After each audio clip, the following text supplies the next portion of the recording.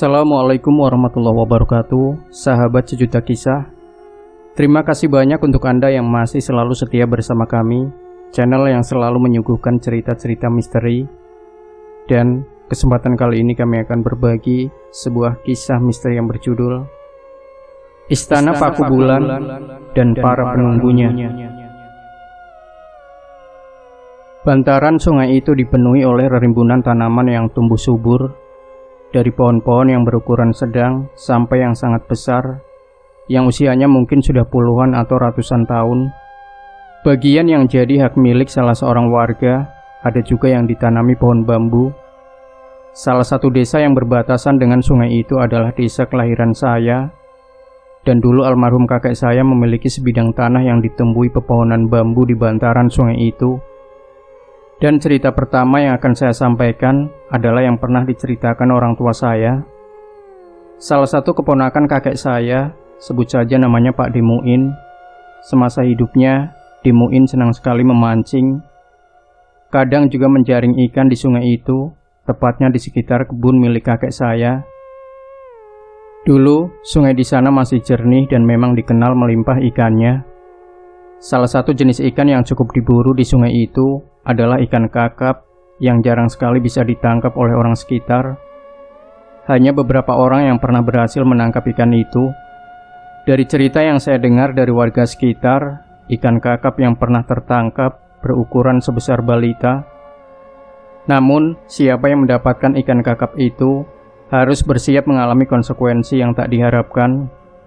Dari bermimpi didatangi penunggu di sungai itu, sakit, bahkan bisa jadi meninggal kalau sampai memakan ikan yang didapatkan itu. Karena itu, siapa yang mendapatkan ikan itu pasti akan melepaskannya kembali sebelum ikan itu mati di rumahnya. Sudah ada kejadian yang pernah berhasil menemukan ikan itu dan membawanya pulang kabarnya. Setelah mendapat ikan itu, malamnya orang itu bermimpi didatangi sosok penunggu sungai yang meminta anaknya dibebaskan.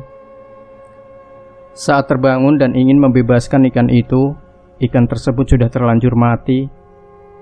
Alhasil, selang beberapa hari kemudian, orang itu dikabarkan terkena penyakit tak wajar dan akhirnya meninggal. Hanya dua jenis ikan yang dianggap tabu oleh warga sekitar sungai, ikan kakap dan lele yang berasal dari sungai itu. Cerita tentang hewan-hewan mistis dari sungai itu akan saya ceritakan di bagian yang lain. Dimuin sering menjaring di sungai itu di malam hari. Ia biasa menjaring ikan sendirian. Hanya kadang-kadang saja ia ditemani oleh tetangga atau orang dari desa seberang sungai. Saat saya kecil, usia Dimuin sudah cukup tua, dan bahkan sampai di usianya itu, beliau masih suka menjaring di sungai. Di sekitar kebun milik kakek saya yang sebelum meninggalnya kakek telah dijual pada warga desa yang lain. Berdasarkan cerita ibu saya, kejadian itu dialami oleh Dimuin yang pernah menjaring ikan bersama orang dari desa seberang sungai. Suatu malam Dimuin berjalan melalui jalanan kampung membawa jaring yang digendongnya. Sambil menghisap rokok kretek kelintingan, ia sesekali menyapa orang yang ditemuinya. "Jam segini sudah mau menjaring saja, Pak. Emangnya ikannya sudah pada keluar?" celetuk seorang warga. "Persiapan dong. Menjaring itu jangan menunggu air sungai naik. Kalau menunggu ya bisa tenggelam kamu," jawabnya diikuti suara tawanya yang khas. "Anda kalau menjaring ditemani siapa saja sih?" tanya orang yang sama. "Biasanya sih sendirian, tapi malam ini ada yang mengajak. Jadi aku berangkat agak sore." Setelah sedikit meladeni orang yang menyapanya, Dimuin langsung bergegas pergi ke arah sungai itu, ke daerah yang jadi penghubung desa.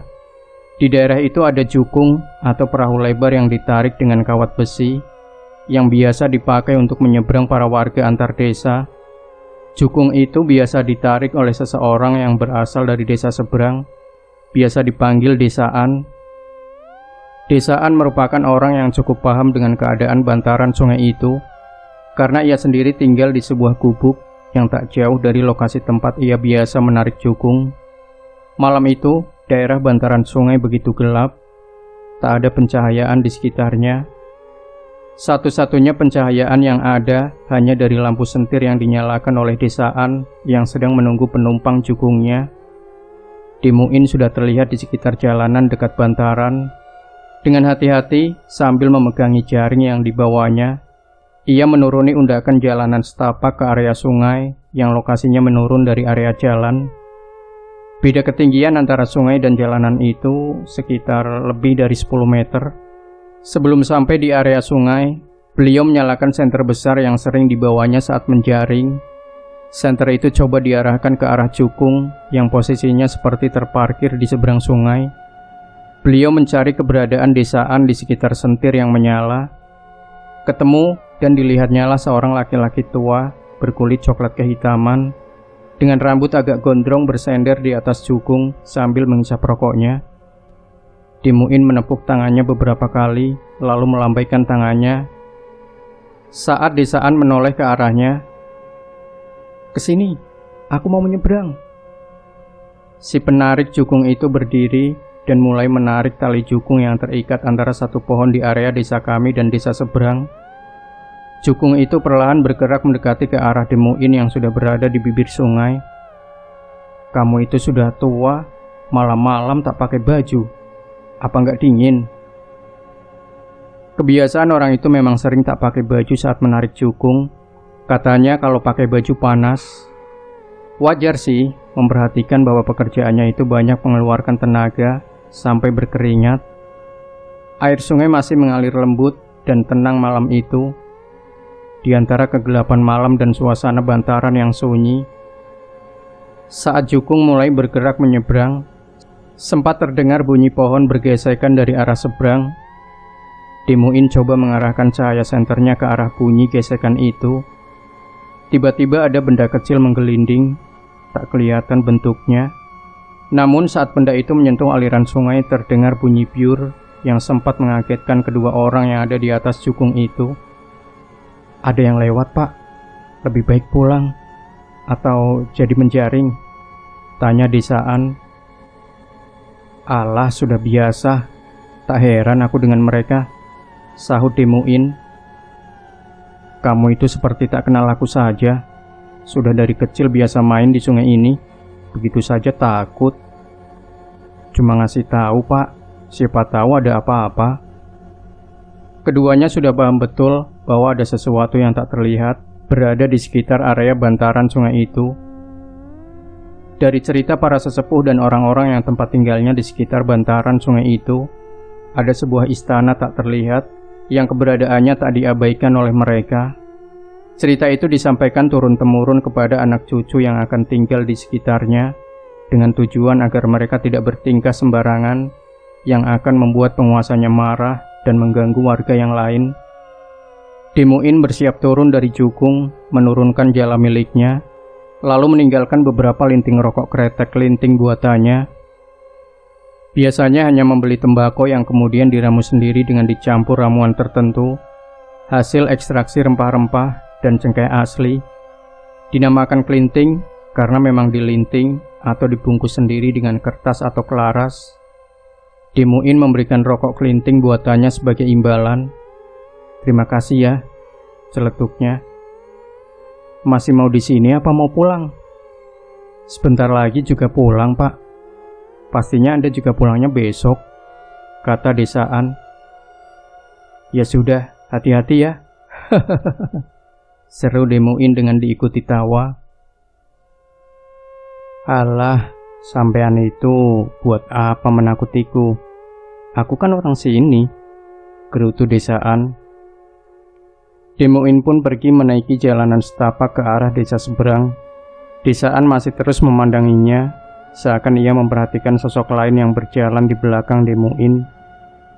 Desaan tak mengira malam itu akan terjadi sesuatu pada Dimuin yang akan membuat keluarganya panik dan khawatir. Benar saja, keesokan harinya keluarga Dimuin benar-benar dibuat kelabakan. Sudah lewat pagi dan siang, Dimuin belum juga sampai di rumah. Keluarganya mencari-cari hingga ke desa seberang, namun tak juga menemukan keberadaannya. Tapi hal mengerikan terjadi pada keluarga orang yang pergi bersama Dimuin. Sebut saja Lek Tarjo. Rupanya, sebelum adzan subuh berkumandang, ada kejadian aneh menimpa anak Lek Tarjo yang masih balita. Dan apa yang disampaikan oleh mertua Lek Tarjo, cucunya yang tidur bersama ibunya tiba-tiba meronta-ronta. Tak ada suara tangis. Cucunya itu meronta dan membuat ibunya kaget. Karena panik, ibu anak itu memanggil orang tuanya yang tinggal serumah. Namun, begitu mereka tiba di kamar, tubuh anak kecil itu sudah bersimbah darah yang keluar dari setiap lubang di tubuhnya. Tubuh anak itu pun telah melemas dengan mata terbuka. Sontak hal itu membuat istri Lek Tarjo berteriak histeris, sampai akhirnya tergeletak pingsan di depan jasad anaknya. Begitu juga dengan mertua Lek Tarjo yang langsung berlari keluar dari rumah dan berteriak minta tolong. Teriakan mertua Lek Tarjo membuat warga kampung kaget dan berdatangan menuju rumahnya. Salah satu yang datang merupakan seorang kiai desa yang saat melihat kondisi anak itu langsung menanyakan keberadaan Lek Tarjo. "Ini Lek Tarjo di mana? Semalam katanya mau mancing Pak Kiai. Tak tahu sekarang di mana orangnya," jawab mertua Lek Tarjo yang masih panik dan menangisi cucunya. "Ini pasti ada apa-apa dengan Lek Tarjo. Bapak-bapak, ayo cari. Kita cari sama-sama." Beberapa warga laki-laki pun mencoba mencari keberadaan Lek Tarjo di sekitar bantaran sungai itu. Namun sampai matahari muncul pun belum ada yang berhasil menemukan Lek Tarjo. Dan siang itu, keluarga Demuin malah datang dan mencari Demuin yang ternyata pergi bersama Lek Tarjo. Demuin dan Lek Tarjo menghilang selama seharian penuh, dan miris, Lek Tarjo tak sampai menyaksikan anaknya dimakamkan. Yai desa yang masih menemani keluarga Pak Tarjo lalu mengatakan sesuatu pada kedua keluarga yang kehilangan. "Ini keluarga kalian. Ini jiwa dan raganya masih tersesat, tapi nantinya akan pulang," jelas Pak Kiai. "Sayangnya memang ada hal yang sudah terlanjur terjadi. Kalian jangan menyalahkan siapapun perihal anakmu. Mungkin sudah takdirnya keluargamu harus merasakan kehilangan, tapi semoga saja ada hikmahnya." Malam itu pun kedua keluarga mengadakan acara tahlilan yang diususkan untuk mengirim doa anak Lek Tarjo dan keselamatan mereka yang masih menghilang. Keesokan harinya, desaan yang masih sibuk menarik jukung berbicara dengan penumpangnya. "Malam itu sebelum menjaring, Pak Muin itu naik jukungku. Tapi setelah turun, kemudian pergi, memang seperti ada yang mengikuti. Tak lama ada buaya yang muncul, lalu menabok air dengan ekornya." Beberapa warga yang mendengar agak tertegun mendengarnya. Pasalnya, mereka tahu bahwa jika buaya penunggu sungai itu sampai keluar, tandanya istana itu sedang kedatangan tamu. Sebenarnya aku mau kasih tahu Demuin, tapi orangnya kutungguin di sini kok tidak kelihatan. Sampai aku berkeliling sekitar sini, nggak ketemu. Dan semua orang pun menyadari alasan kenapa kedua orang itu menghilang dan belum kembali. Sore harinya, tepat sebelum adzan maghrib, dua orang yang dikabarkan hilang muncul dari area bantaran sungai.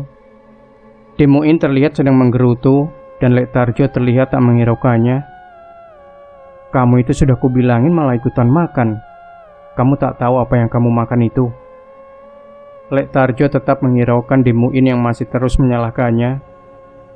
Keduanya pun kembali ke rumah masing-masing. Saat berjalan menuju rumahnya, Demuin diserbu oleh para warga yang menanyakan keadaannya. Ia masih terlihat tenang dan mengajak semua warga untuk ikut ke rumahnya. Di sanalah Demuin akan menceritakan apa yang sebenarnya terjadi. Sedangkan saat Lek Tarjo sampai di area desanya, semua warga pun mengejar dan mengantarkannya pulang. Beberapa warga sampai ada yang berteriak dan histeris melihat Lek Tarjo, seakan mensyukuri Lek Tarjo bisa pulang dengan selamat. "Yang sabar ya Lek, yang sabar ya Lek, yang sabar," seru seorang wanita tua tetangga Lek Tarjo. "Kenapa Bu? Ada apa ini?" "Sudah, ayo pulang dulu." "Anakmu Jo," ada seorang warga yang berteriak. dan seketika Lek Tarjo langsung berlari menuju rumahnya saat mendengar nama anaknya. Betapa luluh lantaknya hati Lek Tarjo mendapat kabar bahwa anaknya telah meninggal saat ia pergi. Lek Tarjo tak menyangka hal buruk itu akan menimpanya. Ia sempat tak percaya saat orang-orang mengatakan bahwa ia telah pergi selama hampir 3 hari. Pasalnya menurut Lek Tarjo, ia dan Demuin hanya pergi tidak sampai 1 malam. Lek Tarjo masih belum menyadari penyebab kematian anaknya sampai ia mendengar penjelasan kiai desa itu. Sementara itu, sesampainya Demuin di rumahnya, ia bergegas untuk segera mandi. Menurutnya, hal pertama yang harus ia lakukan adalah mandi wajib untuk menghilangkan segala hadas besar yang entah sengaja atau tak sengaja terbawa di tubuhnya. Ia cukup mengerti kejadian apa yang baru saja ia alami. Sehabis mandi, ia segera menanyakan keadaan putranya yang masih bayi dan bersyukur bahwa tidak terjadi apa-apa saat ia tak di rumah. Untuk itu ia segera menjalankan sholat, disertai sholat gaib untuk siapapun yang menjadi korban atas kejadian itu. Barulah setelah ia selesai sholat dan kemudian menyempatkan diri membaca Al-Quran dan tahlil, ia menemui keluarga dan beberapa tetangga yang datang ke rumahnya. Terjadi pembicaraan yang cukup panjang saat itu, karena Demuin pun akhirnya menceritakan apa yang dialaminya. Malam itu setelah turun dari jukung desaan, Demuin berjalan menuju tempat ia dan Tarjo telah janjian untuk bertemu. Ia berjalan melewati jalan yang masih berupa jalanan setapak, di mana sekelilingnya masih dipenuhi pepohonan. Dari arah belakangnya, sesekali ia dengar ada suara terseret seakan mengikutinya. Untuk itulah ia terus melafadzkan ayat kursi selama di jalan. Sampailah ia di tempat Lek Tarjo sudah menunggunya. Saat itu ternyata Lek Tarjo berada di sana bersama seseorang yang baru kali itu dilihatnya. "Kamu sama siapa ini, Jo?" tanya Demuin pada Lek Tarjo yang sepertinya juga belum mengenal orang di sampingnya. "Oh, saya itu orang dari seberang, Pak. Saya sedang mencari tempat yang alamatnya di sekitar desa ini. Tapi sepertinya saya kesasar dan bertemu Pak Tarjo ini." "Oh alah. Terus gimana ini, Jo? Kamu jadi ikut jaring gak?" Demuin menanyakan hal itu pada Lek Tarjo, tapi juga menaruh curiga dengan orang asing itu. "Tidak apa-apa, Pak. Silakan saja kalau ingin menjaring. Saya juga baru bilang sama Pak Tarjo, kalau diizinkan, saya sekalian ikut saja."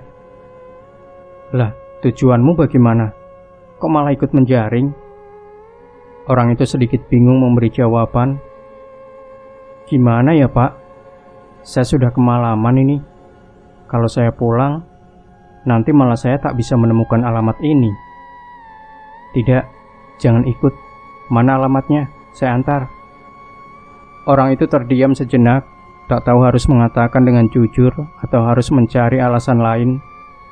Namun belum sampai orang itu menjawab, dari belakang Demuin muncul desaan. Demuin sedikit memperhatikan desaan. "Kamu mau apa kesini? Katanya mau pulang." Desaan tak menjawab pertanyaan Demuin, ia malah mendekati orang itu. "Ini tamunya saudaraku, Pak. Aku disuruh mengantarnya." Demuin masih bingung dengan desaan. Belum sempat ia mengatakan sesuatu, desaan langsung menarik dan mengajak orang itu. Awalnya Demuin dan Lek Tarjo sudah bergegas untuk pergi menjaring.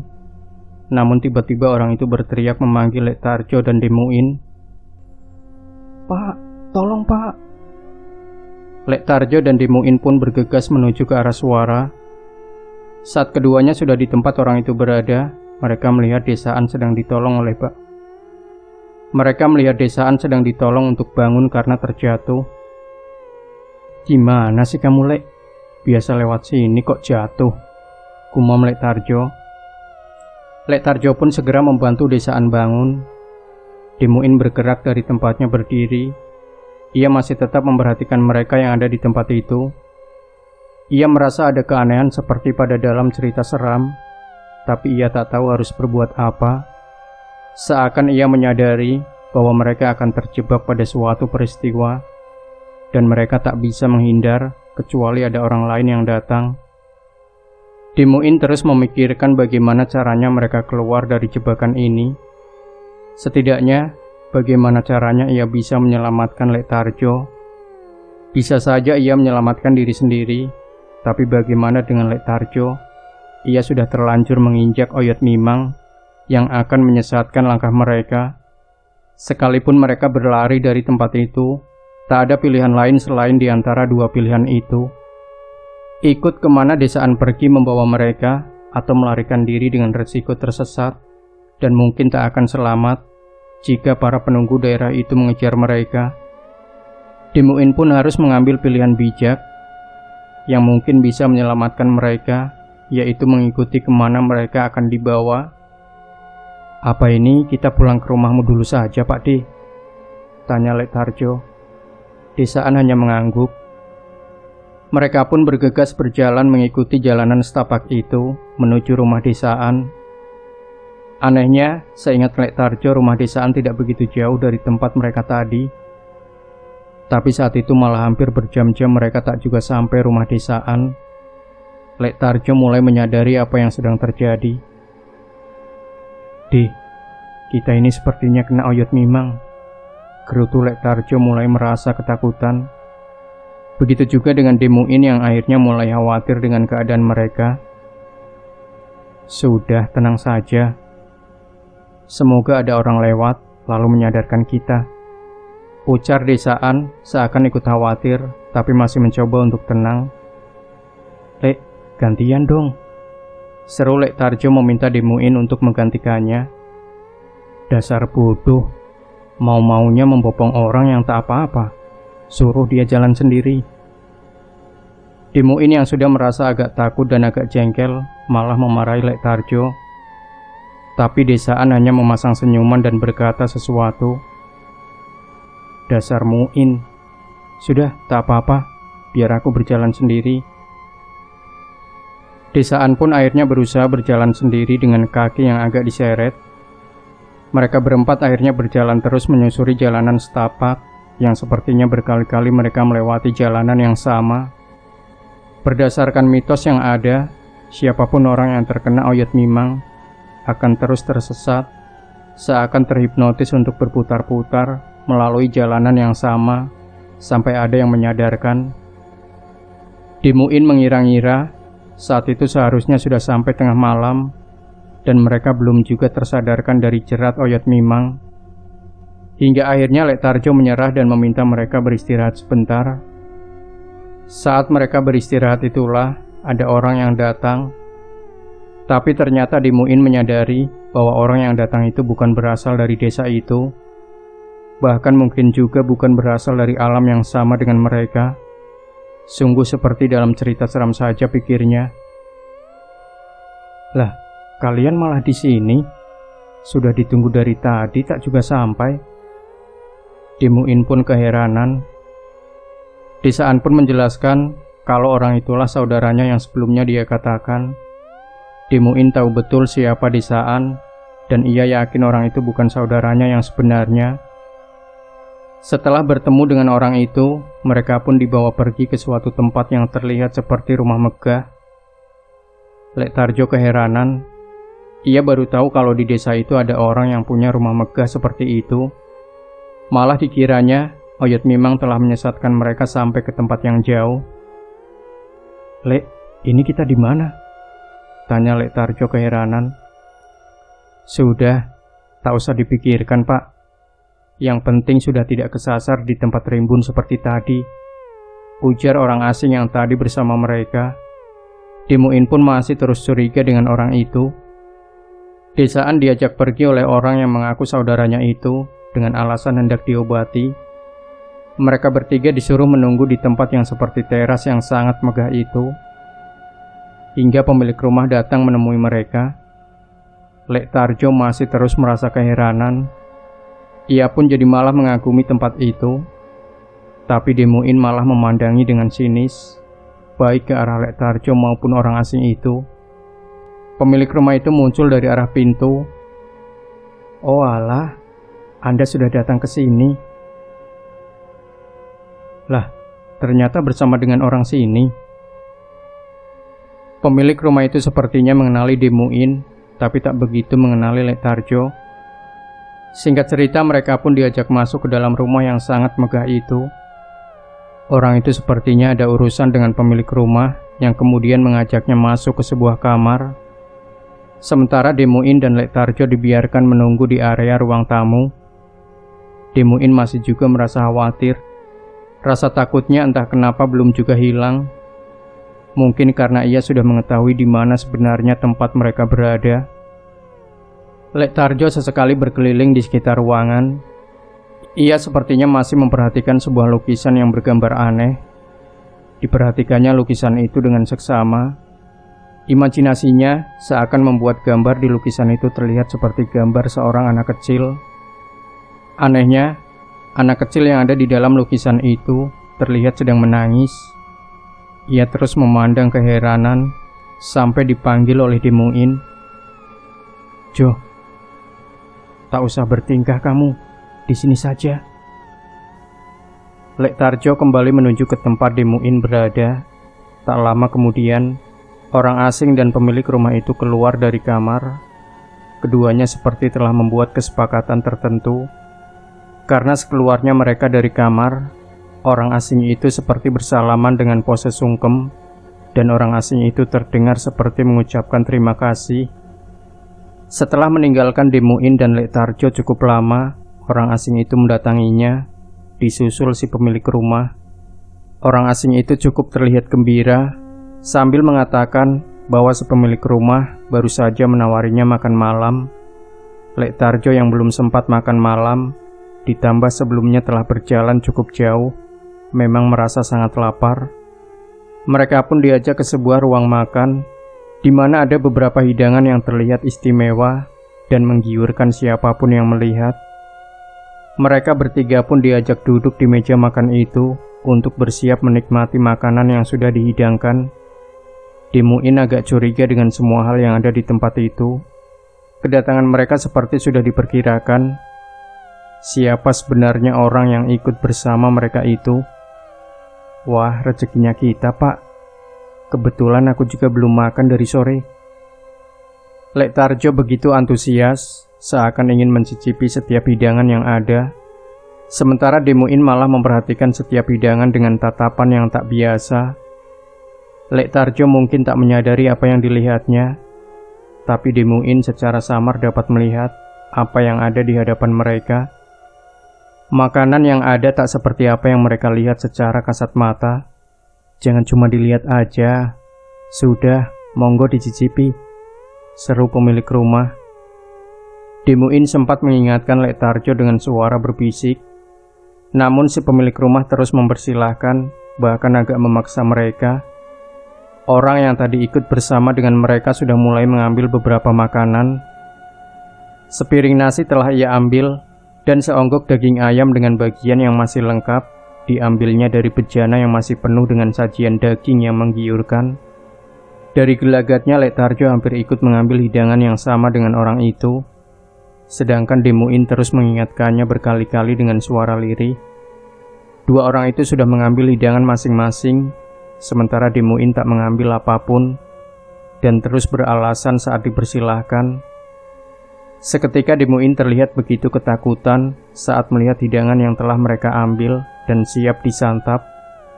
Bukan lagi terlihat sebagai daging ayam.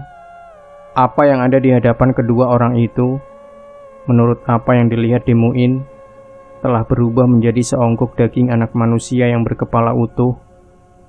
Demuin hanya beristighfar dan sangat meyakini di mana sebenarnya mereka berada.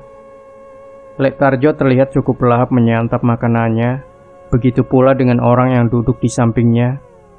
Keduanya seakan menikmati daging ayam yang dimakannya. Kamu tidak ikut makan rugi, Pak. Enak sekali. Astagfirullah, gumam Demuin. Si pemilik rumah tak menghiraukan Demuin yang hanya memperhatikan kedua orang di sampingnya.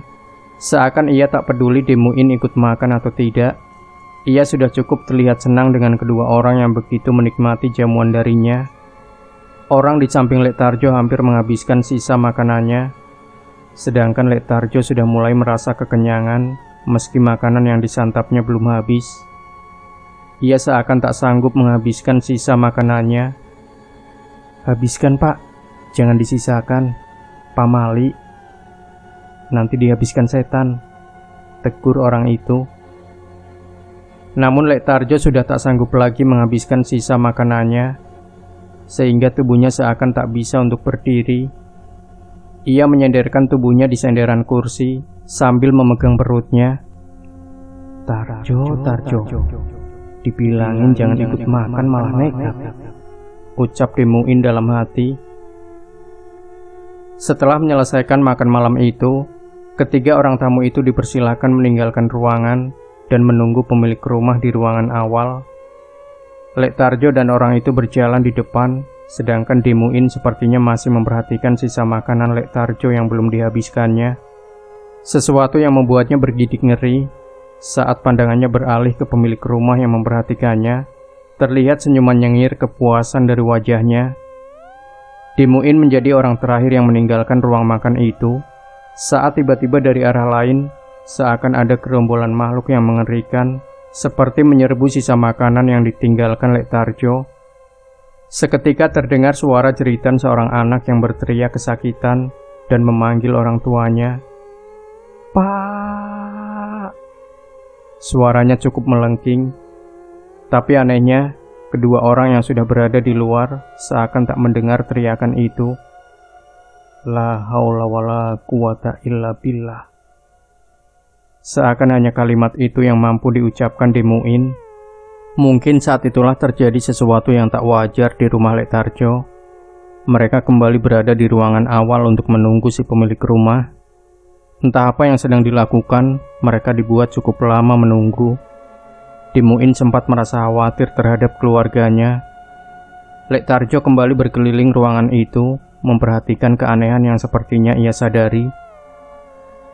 "Pak, sepertinya lukisan di ruangan ini bertambah ya," ujar Lek Tarjo merasa keheranan. Lukisan di ruangan itu memang telah bertambah 2 buah, masing-masing bergambar abstrak membentuk tubuh anak kecil. Lek Tarjo mengamati satu lukisan yang baru dilihatnya, bergambar seperti tubuh anak kecil yang cacat, dengan bentuk fisik yang tak sempurna, sedangkan lukisan yang satunya diamati seperti membentuk wajah anaknya.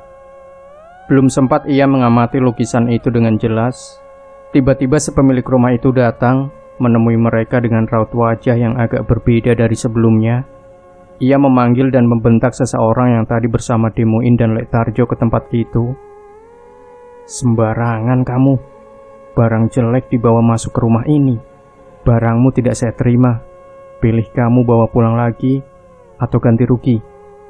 Dan terjadi pertengkaran di ruangan itu yang membuat Demuin dan Lek Tarjo merasa ketakutan. Pasalnya mereka tak benar-benar memahami apa yang sedang diributkan oleh kedua orang yang awalnya dikira saling mengenal itu. Pertengkaran itu akhirnya berniat diselesaikan di ruangan lain. Pemilik rumah mengingatkan Lek Tarjo dan Demuin untuk tetap berada di ruangan itu dan tidak coba menyentuh atau mengusik benda apapun yang ada. Lek Tarjo dan Demuin hanya menurut dengan tingkah yang agak ketakutan. "Bagaimana ini, Jo? Kok jadi seperti ini?" gumam Demuin. "Gara-gara kamu ikut-ikutan orang itu ke sini, kita jadi terbawa urusan yang tak jelas." Nampaknya Lek Tarjo sudah merasa lebih tenang dari sebelumnya dan hanya menanggapi Demuin dengan santai. "Tak apa, Pak. Aku tak ikut campur dengan urusan orang itu. Yang penting aku sudah ikut makan, sudah kenyang." Kedua orang itu pun tetap menunggu di tempat itu, hingga pada akhirnya ada seseorang yang datang menyusul mereka. Lek Tarjo agak mengenali orang yang datang. Ia tampak diantar oleh seseorang yang sebelumnya bersama Desaan. Orang itu meminta pengantarnya untuk menyampaikan maksud kedatangannya pada pemilik rumah. Setelah si pengantar masuk, orang itu menemui Lek Tarjo dan Demuin yang akhirnya merasa lega. Lek Tarjo yang mengenali orang itu menyalaminya saat telah berada di depannya. "Ada urusan apa, Pak? Anda kok bisa ke sini?" "Tak ada apa-apa, Pak. Saya hanya ingin menyusul kalian. Sepertinya kalian sudah dicari keluarga kalian." Tak lama kemudian, si pengantar tadi kembali bersama pemilik rumah. Pemilik rumah itu seperti sudah reda dari emosinya, lalu menyambut kedatangan orang yang sepertinya berasal dari desa yang sama dengan Lek Tarjo. "Permisi, kalau diizinkan, saya ingin berbicara dengan Anda." "Iya, boleh. Silakan masuk." Pemilik rumah mempersilahkan orang itu masuk ke dalam ruangan lain di rumah itu.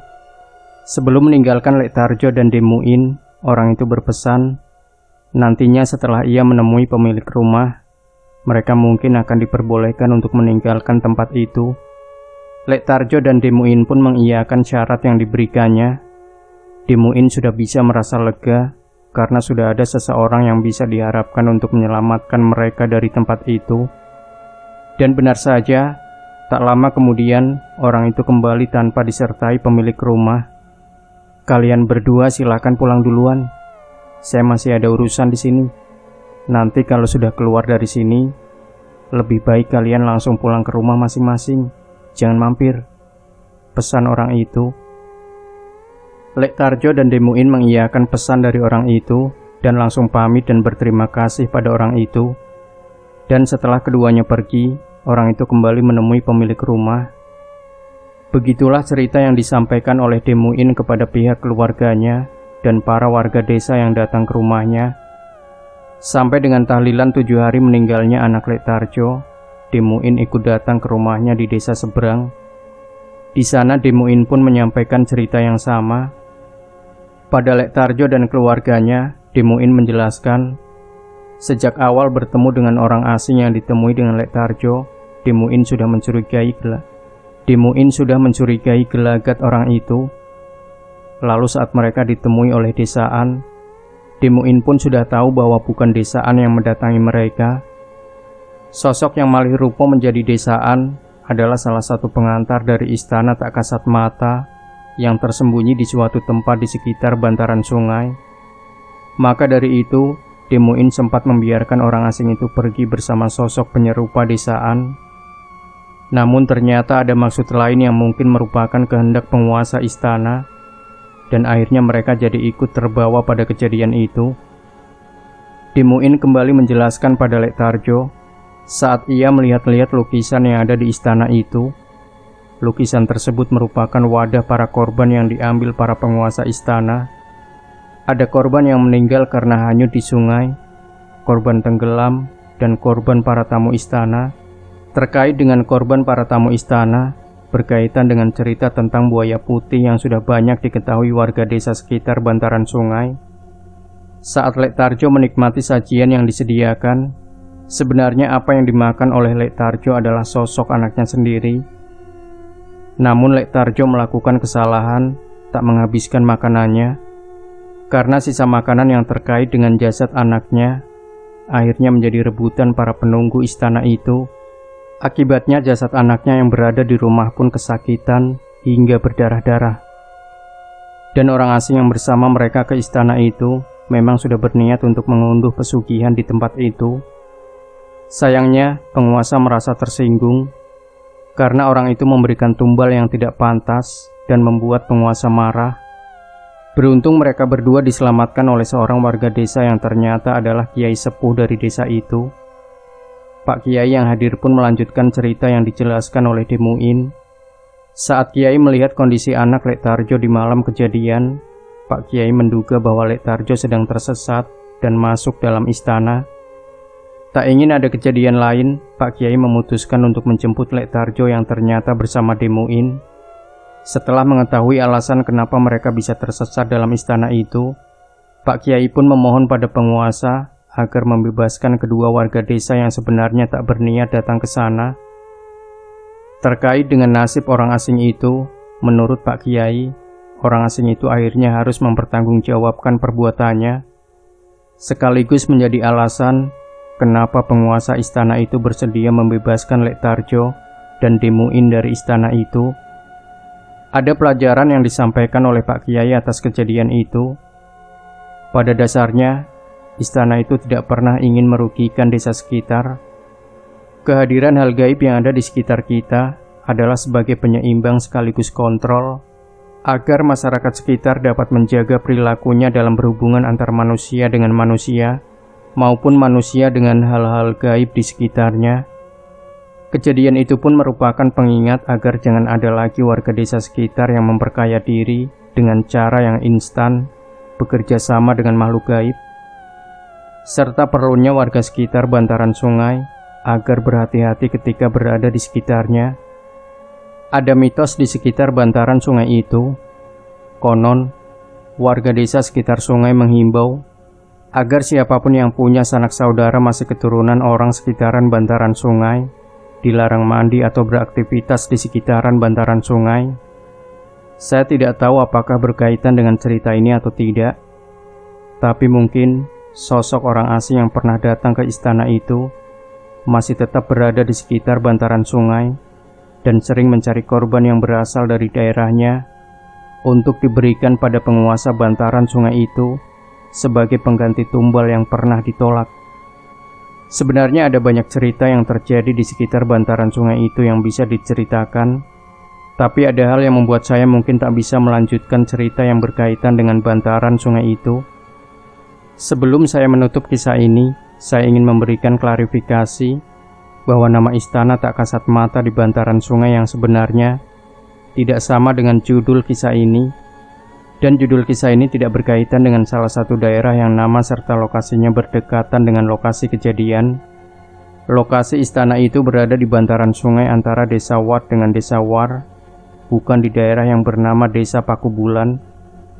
Mohon maaf apabila ada ketidakpuasan terhadap isi cerita dari kisah ini.